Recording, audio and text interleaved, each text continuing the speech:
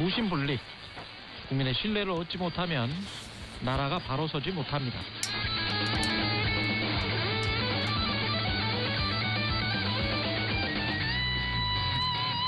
네, 안녕하십니까. 3월 31일 세상에 이익이 되는 방송 최경영의 최강시사 출발합니다. 저는 KBS 최경영 기자고요. 최경영의 최강시사 유튜브에서도 실시간 방송하고 있습니다. 문자 참여는 짧은 문자 50원, 기본자 100원이 드는 샵 9730 공오플 무료고요. KBS 1라디오 채널 잘 아시죠? 정치, 경제, 사회, 문화 등 다양한 명품 콘텐츠 제공하고 있습니다. 많이 들어주시고요. 구독과 좋아요, 댓글 부탁드립니다. 오늘 최강시사는 더불어민주당 강원시구원 정의당 이정미 대표 그리고 뉴스는 쉽니다 준비되어 있습니다.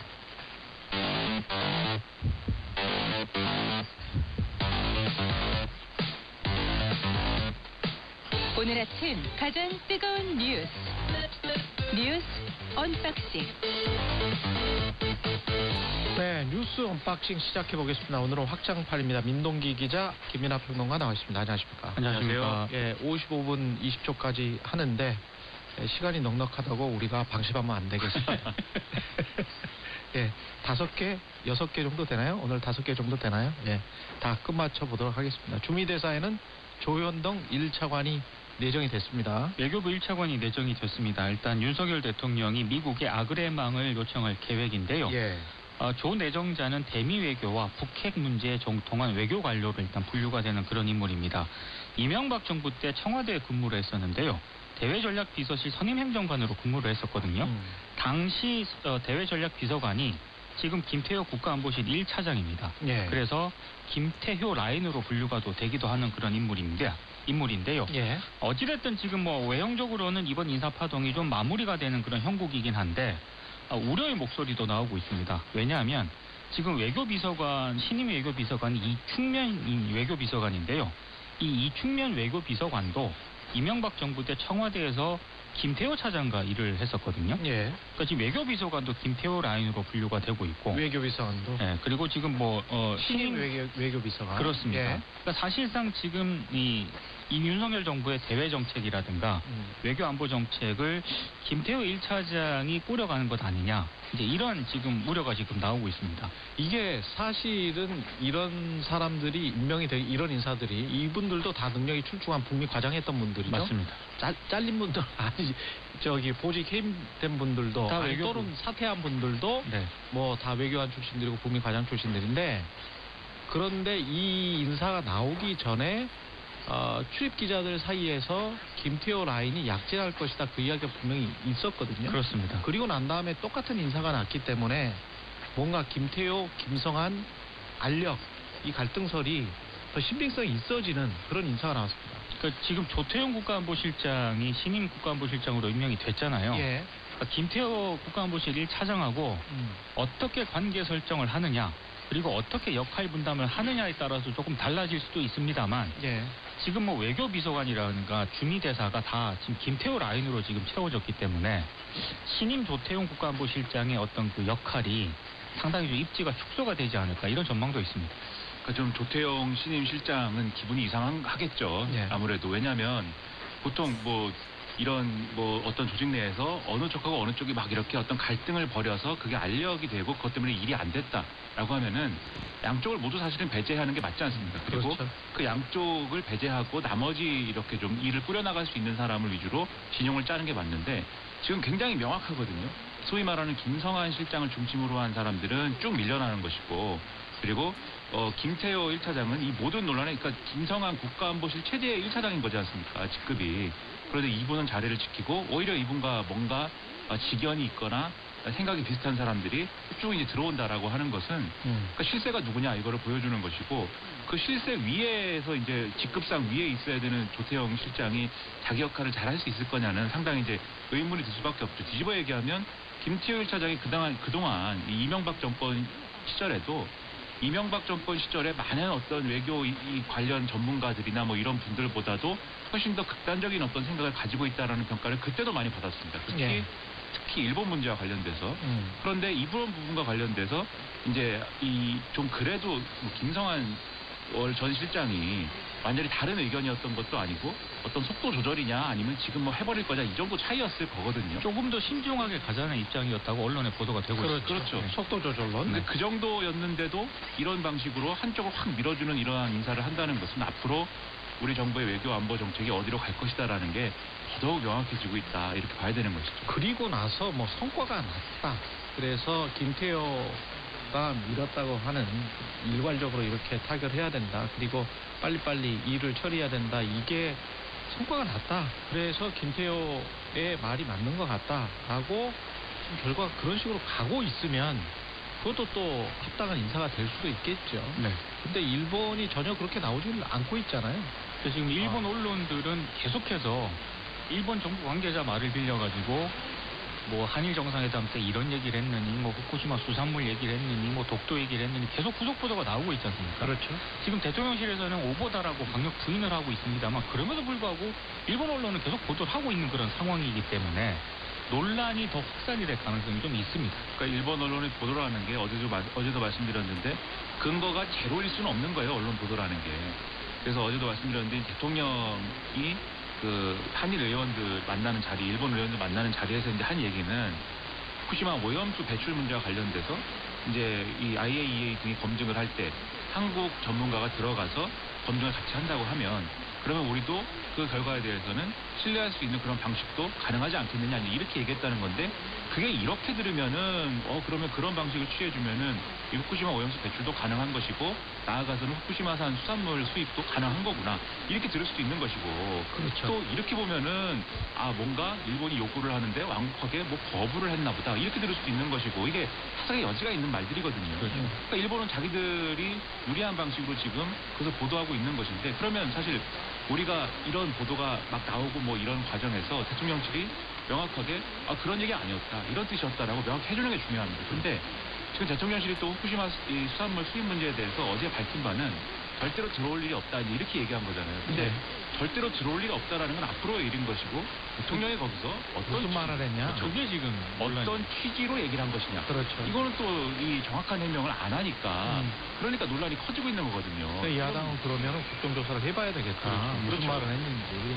그리고 여당은 그게 외교적인 일인데 국정조사를 할 일이 아니다. 이렇게 지금 서로 또 국회에서 싸우는 거리를 대통령이 던져준 거죠. 그러니까 명확하게 그때 이런 발언, 취지로 이런 발언을 했었다라고 해명을 하면은 그나마 이 논란이 좀 그렇죠. 최소화되는데 정확하게 해명을 안 하니까 논란이 또 확산이 되는 거죠. 분명히 거절의 의미였다. 선을 명확히 든 것이다. 네. 일본 언론들이 이렇게 왜곡하고 있다. 이렇게 정확하게 설명을 해줘야 지금 말씀하신 대로 그래야 이제 야당도 그러면 이제 일본에 이용당하고 있구나.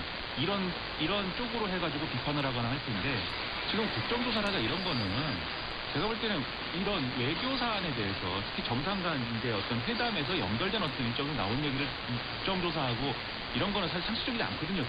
그런 일이 벌어진다는 것은. 근데 그런 주장을 하는 배경에는 그런 주장이 하는 빌미가 되는 것이 지금 이 정확하게 무슨 말을 했느냐가 대통령실이 해명을 못 해주고 있기 때문에 그렇다. 이 점을 제시해야 되는데 이런 모든 것들이 제대로 안 들어가고 삐끄덕거리는 이 정부의 어떤 외교안보 사안에 대한 어떤 태도로 계속 비춰지니까 더더욱 이제 걱정이 된다는 겁니다.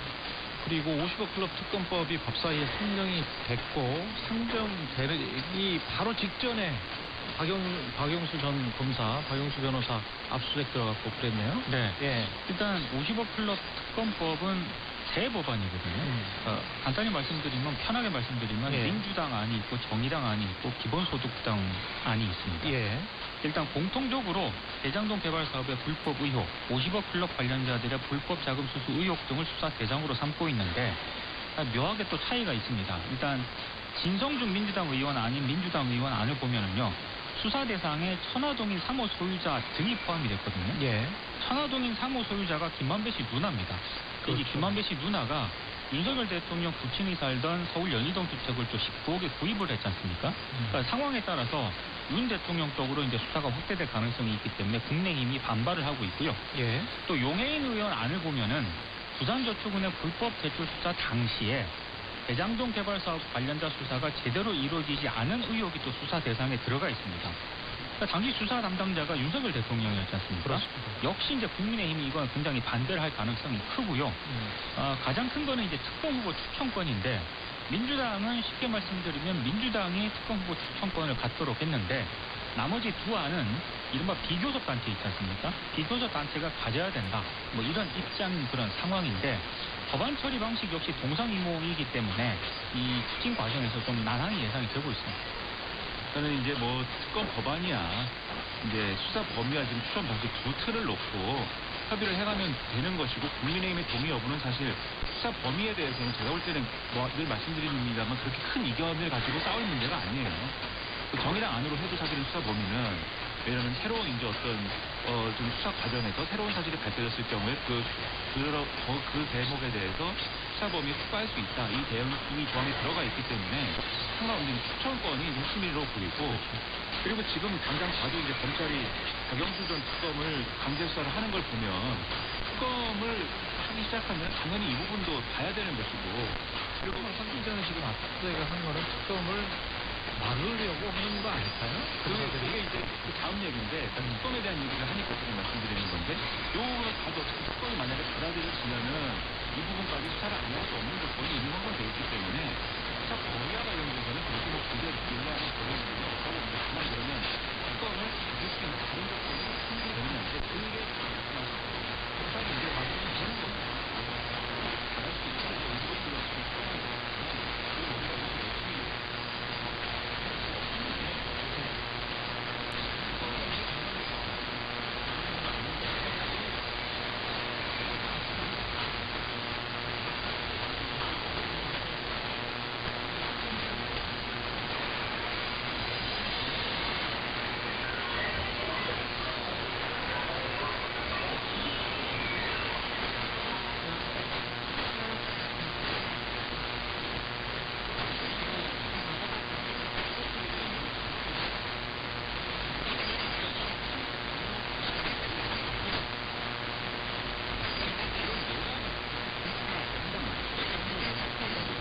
이것도 전체에 특검 법안하는데 와서 이 특검을 지금 이렇게 검찰이 수사를 하고 있기 때문에 수사 대상자 측에서 특검을 주도하고 수사에 관여하는 그림이 되면 국민이 이해하지 못한다.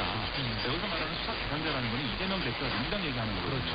그러니까 이렇게 얘기를 하니까 민주당에서 반박을 했습니다. 50억 클럽하고는 이게 상관이 없는 건데 왜 그렇게 얘기를 하느냐. 한동훈 장관이 또 그렇지 않다. 핵심 피해자를 구속된 분이 이재명 대표 아니냐. 이렇게 반박을 하면서 명확하게 지금 근데 55 클럽과 이재명과는 어떤 관계가 있죠? 그러니까 뭐 이 55 클럽의 어떤 관련된 어떤 로비나 이런 것들이 배임의 사법 방어를 위해서 이루어진 로비다라고 주장을 했거든요. 이 얘기 무슨 얘기냐면 그 소위 말하는 권순일 대법관 등에 그 문제 있지 않습니까? 예. 연결되는 그런 문제들. 권순일 대법관 얘기하는 거였어요. 그런 얘기를 지금 하고 있는 거예요. 근데 이게 법무부 장관이 이런 사건의 어떤 예단을 이런 식으로 주면서 특검을 법무부 장관이 지금 사건의 진실을 다 알고 있는 것처럼 이야기하는 것도 참 노지는 이거다. 그러면 다른 5명은 아무런 혐의가 없다는 이야기인지 권순일 대법관과 이재명의 관계만 파헤치겠다는 건지 도대체 법무부 장관이 이렇게 사시처럼 어떤 한 곳만 바라보는 그런 법무부 장관 그러니까 박영수 전 특검에 대한 압수수색을 이제서야 하지 않았습니까? 예. 근데 지금 제기된 혐의라든가 의혹만 간단히 소개를 해드려도요. 이걸 왜 이제서야 하는지 좀 이해가 안 되는 대목이 있습니다. 일단 2014년 화천대유 그 대주주 김만배 씨 등이 대장동 개발사업 공모를 준비할 때 컨소시엄 구성을 도와주고 이른바 프로젝트 파이낸싱 대출을 청탁하는 대가로 거액을 약정한 혐의를 받고 있고요.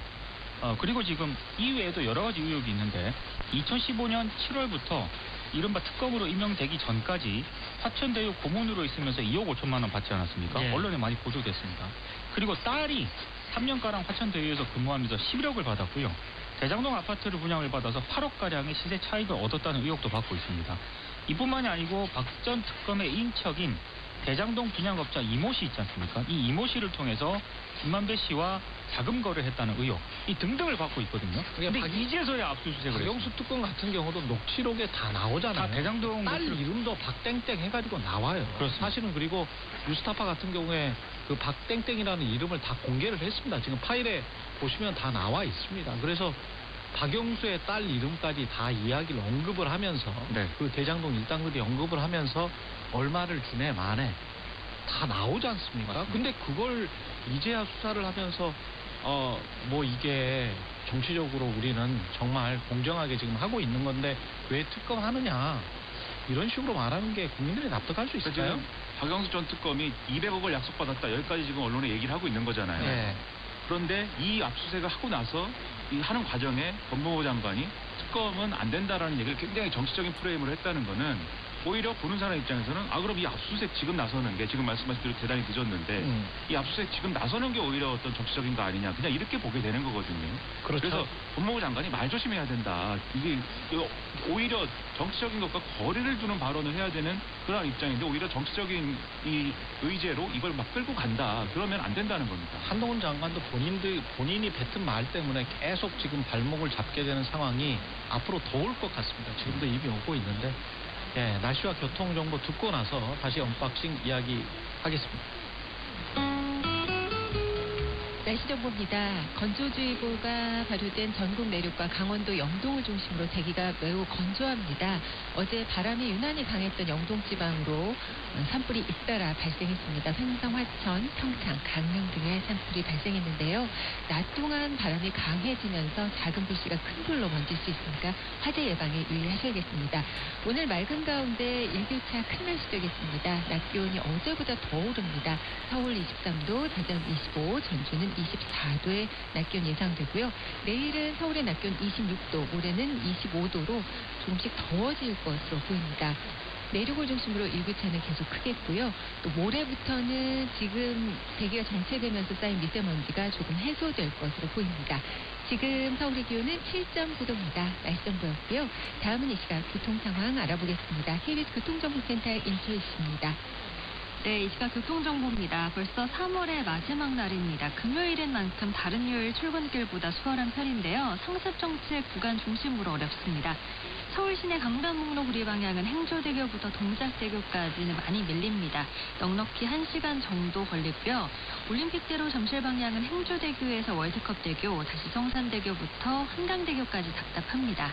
반대 공항 방향은 잠실부터 청담대교, 더 가서는 반포대교 앞두고 밀리고요. 다시 63빌딩 진출램프에서 특히나 정체가 되고 있습니다. 수도권의 순환고속도로 일산에서 판교 방향은 계양에서 송내, 도리분기점 부근에서 수암터널, 그리고 하계분기점부터 청계터널 쪽으로 답답하고요. 반대 판교에서 일산 방향은 비교적 수월합니다. 구리에서 판교 쪽으로 가신다면 구리부터 상일 부근 7km 구간 정체되고 있습니다. KBS 교통정보센터에서 임초희였습니다. 네, 뉴스 언박싱 다시 시작하겠습니다. 민동기 기자, 김연아 평론가와 함께 하고 있습니다. 게임 개헌 문건 관련해서 게임이 아니군요. 눈이 좀 침침해지셔가지고 우리 아침이라 그런가? 게임은 제가 좋아하는 거예요. 네, 조현천 구속 영장이 청구가 됐습니다. 네. 박근혜 전 대통령 탄핵 당시에 작성된 이른바 개헌 문건의 의혹의 핵심 인물인 조현천 전 기무사령관이 구속영장 청구가 됐는데요. 일단 직권남용, 정치관여 혐의로 구속영장을 청구했습니다. 아무래도 이제 핵심 의혹은 내란 예비, 음모 등의 혐의였는데 일단 이 부분에 대해서는 구속영장을 청구를 안 했고요. 검찰은 이 혐의에 대해서는 계속 수사할 예정이다. 이런 입장을 밝혔습니다. 그래서 들어온 거 아니에요? 이거 빼기였다라고 사실 뭐 어떤 약속이 있었던 거 아닌가 그런 생각이 그건 나중에 이제 검찰 수사를 지켜봐야 될 것 같긴 한데요. 어찌됐든 구속영장을 청구한 가장 큰 이유는 아무래도 이제 이 2018년에 군검 합동수사단의 출석 요구에 불응하면서 장기간 도피를 하지 않았습니까? 이런 점을 아마 좀 감안한 그런 것으로 보이고요. 문건에는 다들 아시겠지만 당시 이제 헌법재판소의 박근혜 전 대통령 탄핵 심판 결정을 앞두고 개헌령을 검토하면서 국회와 언론 통제 방안, 여의도 등의 부대 투입 계획이 자세히 담겨 있기 때문에 상당히 좀 논란을 불러일으켰던 그런 문건이었습니다. 이런 광경을 전에도 몇 번 봤어요. 이게 그래서 조현천 전 사령관에 대한 지금 구속영장에 들어있는 사안들이 이것도 다 중요한 사안들이면 사실 그렇죠. 네. 가요총연맹 회장 선거와 관련돼서 부하들에게 보고서 작성하게 시키고 기무사령관이? 그렇죠. 기무사령관이? 그렇죠. 기무사 요원들 동원해가지고 박근혜 전 대통령 지지하는 집회 열도록 하고 뭐 칼럼 광고를 게시하도록 하고 다 중한 혐의인데 예. 이런 거는 이제 뭔가 죄가 명확하다고 가서 이제 구속영장에 썼겠죠.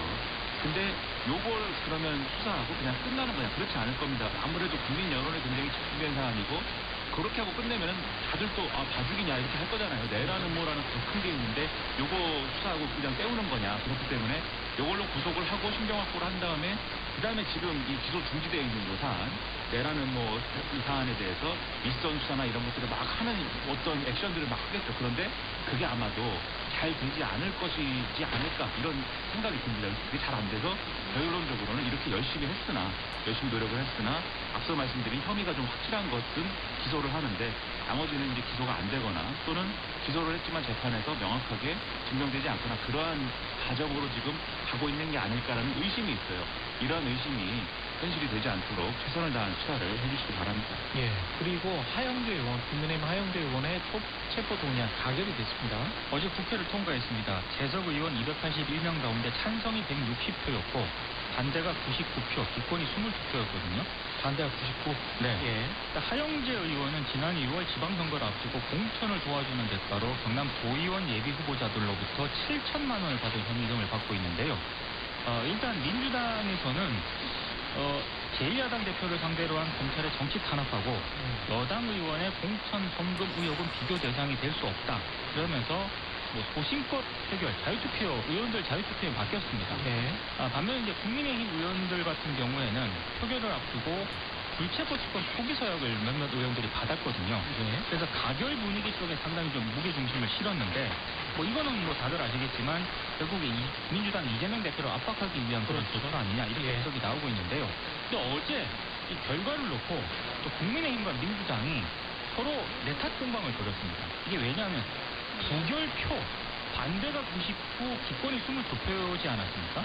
근데 지금 국민의힘 주장은 민주당에서 부결표가 좀 있지 않을까 추정이 된다. 이렇게 이제 지적을 했고 민주당에서는 아니 국민의힘 의원이 지금 몇 명인데 지금 왜 찬성표가 160표고 반대가 99표냐. 결국에는 국민의힘 의원들이 이중 플레이 한 것 아니냐. 이렇게 또 지적을 하고 있습니다. 뭐 알 수 없는 얘기죠. 무기명 투표를 했기 때문에 뭐 누가 뭘 찍었는지 알 수 없으나 뭐 어느 정도는 골고루 검토하지 않았을까요? 왜냐하면은 그런 얘기가 있었습니다. 이전에 이 하영재 의원과 관련돼서 그러니까 이 사안만 사실은 판단하면 되는데 이게 어쨌든 일종의 공천장사 한 거잖아요. 그 지역의 이제 도의원들한테 공천장사하고 옛날 같으면은 내관 매직이지 않습니까? 그렇죠. 이게. 네.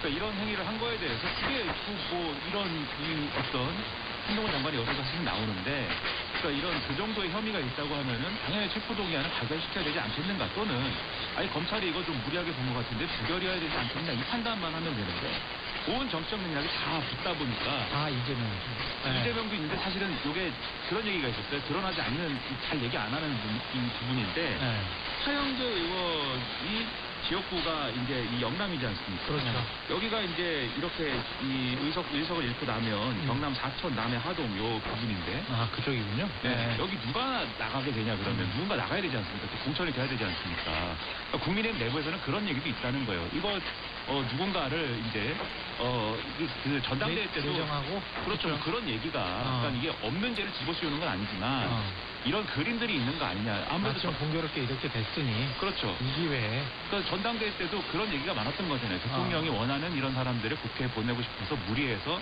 김기현 대표 당선시키거나 막 이런 얘기가 있었다 보니까 국회의원들이 그래서 그 부분이 이거 이 하영재 의원만의 일이 아닐 수 있다. 그러니까 다른 지역구에서 다른 사안이 비슷하게 또 일어날 경우에 그때 그 안전은 누가 책임질 것이냐 뭐 이런 생각들을 해서 그래서 국민의힘 일부가 그랬다. 이탈할 수도 있는 거 아니냐. 숫자 자체를 보면은 그러네요. 115니까 115가 저는 찬성했을 수도 있습니다. 있구나. 그럴 수 있죠. 있습니다만 안 그럴 수도 있는 거죠. 그래서 그런 소문이 있었기 때문에 이게 이재명이 오히려 민주당 입장에서는 이렇게 표결하나 저렇게 표결하나 욕먹는 거예요. 이거 뭐 가결 찬성한다고 해도 민주당은 무조건 욕먹게 돼 있는 그런 상황이고. 그렇죠. 찬성을 한다고 해도 그거 뭐 이재명 대표는 왜 부결시켰냐 이것만 찬성하냐 뭐 이렇게 하는 것이고 부결시키면은 야 이재명 대표 부결시킨 거 정당화하려고 이것까지 부결시키냐 뭐 이렇게 되니까 일어날 이러라 저러라 욕을 먹는 그렇지. 것인데 예. 사실은 여기서 중요한 거는 국민의힘의 이탈표가 어느 정도냐 사실 이게 더 중요하다고 저는 생각을 하는데 파악할 수가 없습니다. 그렇죠. 알 수가 없지. 그래서 이런 체포동의안 처리에 너무 이렇게 정치적인 맥락을 다 갖다 붙이는 게 과연 이게 생산적이냐는 의문도 들어요. 그리고 그러면 그런 부분에서는 그래도 좀 정부 입장에서는 네. 이 체포동의안 제출한 법무부 입장에서는 거리를 좀 둬야죠. 그런 정치적 해석과는. 그렇죠. 우리는 이 혐의만 보고 했습니다를 얘기할 수 그렇죠. 있어야 되는데 한동훈 장관 또 여기서 또 논란이 될 만한 발언을 또 했습니다. 제가 볼 때는 예. 또 체포동의안 이 설명을 하면서 계속 구체적인 어떤 혐의의 이 내용을 얘기하잖아요. 한동훈 장관이 최근에. 그래서 이번에도 뭐 돈을 받았다라는 얘기가 있다 이런 거 다 얘기했는데 가결되고 나서 이제 나와서 기자들한테 얘기를 했습니다. 자기는 3번 연달아 체포동의안 제출하면서 똑같은 수위로 똑같은 방식으로 설명을 했는데 표결 결과가 지금 다르다. 그 이유에 대해서는 한번 의원들에게 물어봐라. 그러니까 이거는 정확히 민주당 얘기하는 거거든요. 그러네요. 그러니까 이런 불필요한 얘기를 할 필요가 없다. 저는 오히려 이런 얘기가 비생산적으로 만든다. 그런 우려가 좀 많이 들었습니다. 똑같은 수위로 김건희 여사도 한번 수사를 해보세요. 법무장관이 똑같은 수위로, 그건 이제 똑같은 맥락으로. 그건 이제 답이 정해져 있습니다. 네. 우리 검사들이 열심히 하고 있습니다라는 답이 정해져 있습니다. 그거. 예. 국회의원 87%가 재산이 늘었는데 가장 재산이 많은 의원은 누굽니까? 안철수 의원입니다. 예, 안철수 역시. 네. 예. 지난해 말 기준으로 유일하게 1,000억대 재산을 보유한 것으로 나타났습니다. 아무래도 이제 거의 대부분의 주식은 안랩 주식이고요. 그리고 지난해 재산이 가장 많이 늘어난 의원이 있는데 한무경 국민의힘 의원인데 70억 정도가 늘어났습니다. 어제 이제 국회 공직자윤리위원회가 국회 공보에 2023년 정기재산 변동 신고를 공개를 했는데 국무위원 3명 있지 않습니까? 이건 앞서 공개를 했거든요. 그래서 296명의 재산 변동 내역을 어제 공개가 됐습니다. 안철수 의원 1등이었고 2위가 전봉민 국민의힘 의원이었는데 559억 1677만 2천 원을 보유를 했습니다. 뭐 가족회사 이진주택의 비상장 주식 만주의 가격만 443억 정도 된다고 하니까요. 굉장히 좀 많고 뭐 3위가 박덕흠 국민의힘 의원이었는데 재산의 절반 이상이 토지 건물 가격이었습니다. 총 재산이 526억 정도 됐고요. 4위가 박정 더불어민주당 의원, 5위가 윤상현 국민의힘 의원이었습니다. 반면에 이제 가장 재산이 적은 의원은 진선민 민주당 의원이었는데 재산 총액이 마이너스 9억 3,430만 원이었습니다. 지난번보다 마이너스액이 조금 더 늘어난 것 같은데. 지난번에 마이너스 3억인가 그랬었던 걸로 네, 더 기억하는데. 늘었고요. 가장 가난한 의원. 네, 예. 그리고 김민선 민주당 의원 재산도 마이너스 1,400만 원 정도 됐고 예. 그 외에 김웅 국민의힘 의원, 윤영덕 민주당 의원, 유호정 정의당 의원 순으로 재산이 적었습니다. 예. 근데 이 재산에 관련돼서는 네. 그 빚이 많아서 이제 채무가 많아서 마이너스인 거 아닙니까? 근데 정말 가난한 사람은 채무도 질 수가 없습니다. 그래서 그렇죠. 네. 어느 정도는 그래도 재력이 있었구나 싶은 것이고 재산 신고한 걸 쭉 보면서 거리감이 느껴지죠. 저는 뭐 이거 대단한 분들이구나라고 생각을 했는데 근데 뭐 국회의원들이 돈이 많은 것 자체가 되겠습니까? 그렇진 그건 않죠. 절대 그렇진 않. 그렇진 않고 예. 다만 항상 의심을 갖는 건 이 많은 재산을 지키기 위해서 무엇을 하느냐 이런 것들이 항상 이제 의문이고 그것이 감시받아야 되는 어떤 영역이거든요. 지금 보면은 박덕흠 의원이라든가 전봉민 의원이라든가 이런 분들 있지 않습니까? 이 재산과 그다음에 자기가 하는 사업, 뭐 이해 충돌, 또 언론과의 관계 이런 데서 계속 논란이 됐던 분들이에요. 맞습니다. 그래서 박덕흠 의원 기억하시지 않습니까? 그때도 뭐 이 국민의 이해상충. 네, 국민의힘에서 이거 뭐 엄청나게 얘기를 많이 했는데 여전히 재산도 그렇고 의원직도 그렇고 다 지키고 있는 겁니다. 그러니까 이런 것들에 대해서 국회가 스스로 자정하지 못하는 어떤 상황들이 여전히 이제 재산 신고 내역에서 드러나고 있지 않나 그런 느낌을 갖게 하는 그런 내용이 아닐까 근데 싶습니다. 이 이해상충 문제는 왜 그래서 그 정권 때마다 그 이야기는 꼭 좀 했으면 좋겠어요. 언론에서. 가령 이번 정부 같은 경우는 종부세랄지 재산세를 많이 좀 줄여줬지 않습니까? 그렇죠. 공시가격도 많이 인하를 해주고 그러면 땅이 많거나 건물이 많은 사람들 같은 경우는 세금의 절감 혜택을 굉장히 많이 받았을 텐데 그런 지금 이제 이 전부 다 재산의 내역이 나오니까 네. 그런 거를 가지고 좀 탐사 보도를 해서 어느 정도나 줄었는지 그리고 그게 어떤 이해 상품적인 요소는 없는지 그런 것들을 좀 지적을 좀 해줬으면 좋겠어요.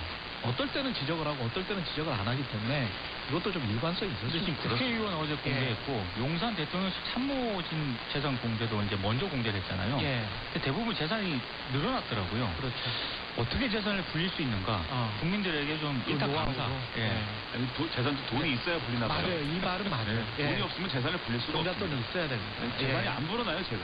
통일부 북한 인권 보고서를 공개했는데 이거는 좀 웃을 일이 아니고 심각하더군요. 근데 2017년부터 지난해까지 이른바 그 탈북민 508명의 증언을 종합해서 작성을 했거든요. 근데 이제 통일부가 약간의 전제 조건을 달긴 했습니다. 탈북민이 직접 목격한 것뿐만 아니라 전해들은 내용도 이 보고서에 포함이 됐습니다. 그래서 보고서 내용을 일반화하기에는 일부 한계가 있다라고 밝혔고요. 전해들은 내용도. 네. 그리고 증언자의 출신 지역도 양강도라든가 함경북도에 편중이 돼 있다. 이런 점도 언급이 돼 있고, 그리고 탈북민 기억에 전적으로 의존했다는 점도 유의해야 한다. 이런 점도 밝히고 있기 때문에 이런 점을 감안을 해서 조금 들으셔야 될 것 같은데요. 어찌됐든 보고서에는 국경 지역에서 즉결 처형, 공개 처형, 비밀 처형이 집행이 되고 있다라고 밝혔고, 특히 공개 처형 같은 경우에는 운동장과 같은 많은 사람들이 접근할 수 있는 장소에서 총살 방식으로 실시가 됐다. 이런 내용이 언급이 되어 있습니다. 그리고 지금 뭐 김정은 북한 국무위원장에 대한 비난 같은 경우는 말 반동으로 불리면서 적발 시 체포가 돼서 행방불명되거나 정치범 수용소에 수용이 된다. 그리고 남한 드라마, 영화 등 외부 정보를 접촉, 보관, 유포할 경우에는 더욱 강력하게 처벌이 된다. 이런 점도 언급이 되어 있고요. 뭐 반대 집회라든가 군중 행사에 1년에 수차례 강제 동원이 되고 있다라는 점도 언급이 되어 있고, 특히 이제 여성 같은 경우에는 성추행, 성폭력, 가정폭력에 노출이 되고 있다라고 적시를 하고 있습니다. 특히 탈북 브로커들이 여성을 중국 남성과 매매를 시키거나 유흥업소에 파는 등 인신매매가 벌어지고 있다라고 지적을 하고 있고요. 미성년자도 탈북 과정에서 인신매매를 경험을 하고 있다. 이런 점도 언급이 되어 있습니다. 이런 것들이 충분히 사실이라고 우리가 생각할 수밖에 없는 수준이죠, 사실. 아니, 상황이 그런 거 그렇죠. 인권이라는 것은 지켜지지 않는 지금 어떤 국가인 겁니다, 북한은. 그리고 그 국가가 바로 이제 우리 바로 머리 위에 있기 때문에 그 점에 있어서 우리가 책임감을 상당히 느끼지 않을 수 없지만, 근데 또 이런 보고서를 이번 정부 처음 무슨 공개한 거거든요.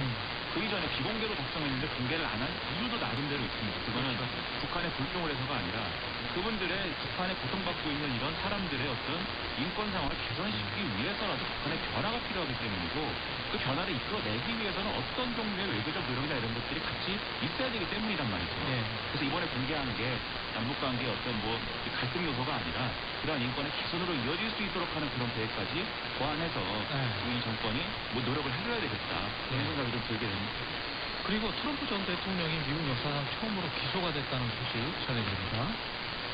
그러니까 트럼프 대통령이 지금 과거에 그 논란 있지 않습니까? 성추문 입막음 관련돼가지고 지금 기소를 한다라고 이제 뉴욕타임스 등이 보도가 된 거예요.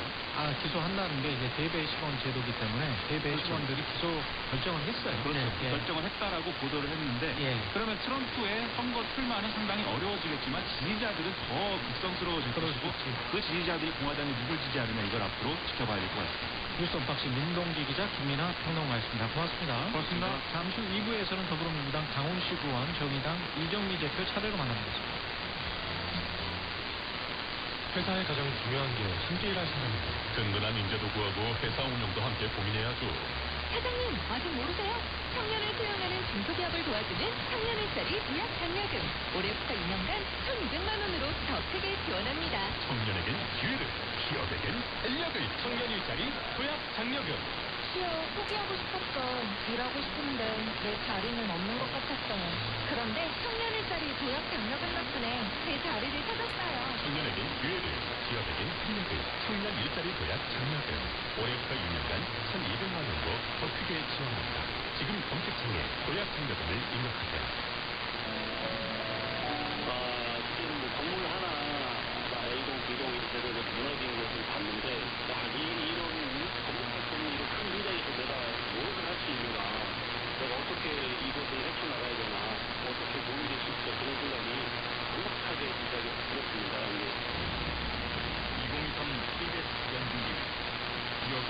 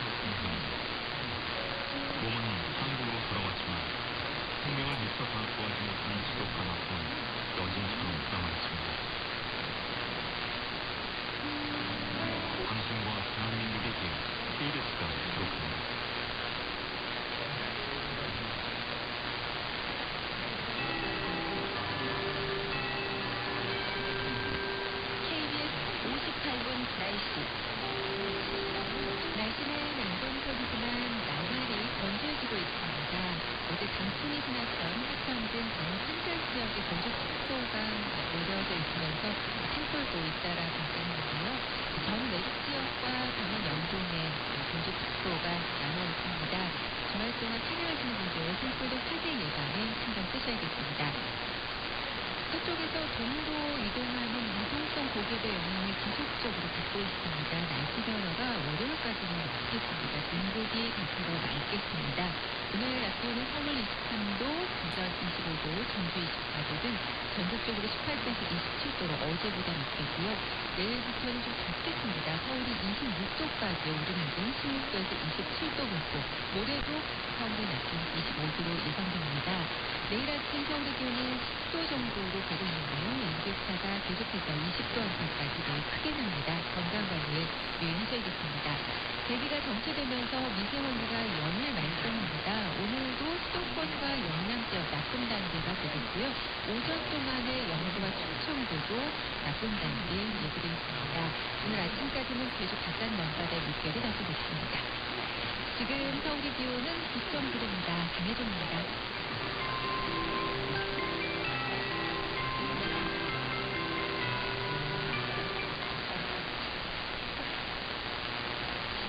한국인의 중심 채널 TBS 제1라디오가 8시를 알려드립니다. AM 1467kHz, FM 105.9MHz, TBS 목포라디오,